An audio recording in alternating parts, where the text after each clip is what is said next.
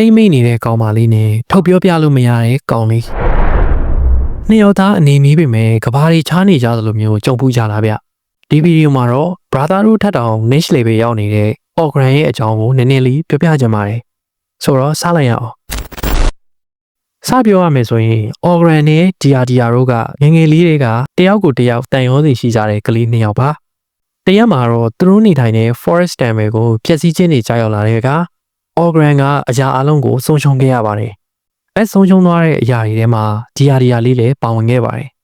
ဒါပေမဲ့အချိန်ကြီးကြာပြီးတော့တနည်းနည်းနဲ့သူတို့နှစ်ယောက်ပြန်လည်ဆုံမိကြတဲ့အခါမှာဆိုရင်တော့ DRDR လေးကအတိတ်မှာဖြစ်ပျက်ခဲ့တဲ့အရာတွေအကုန်လုံးကိုမေ့နေပါပြီ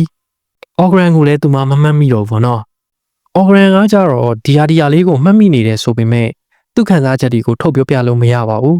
တကယ်လို့သူ့လိုမျိုးမြင့်မြတ်တဲ့စီယာတယောက်ကသာခံစားချက်ရှိသွားမယ်ဆိုရင်အရင်ကဖြစ်ခဲ့သလိုရှင်သန်ခြင်းတွေတည်ဆုံးခြင်းတွေမညီမျှမှုဖြစ်ပြီးတော့အကုန်ပျက်စီးကုန်ပါလိမ့်မယ်ဒါကြောင့်လဲ Ogran ကမှတ်မိနေပေမဲ့ DRDR လေးကိုပြပြလို့မရဘူးပေါ့နော်နှစ်ယောက်သားကအနီးနားမှာရှိနေကြပေမဲ့ brother တို့လိုပဲကဘာတွေချနေကြတော့ဗျာ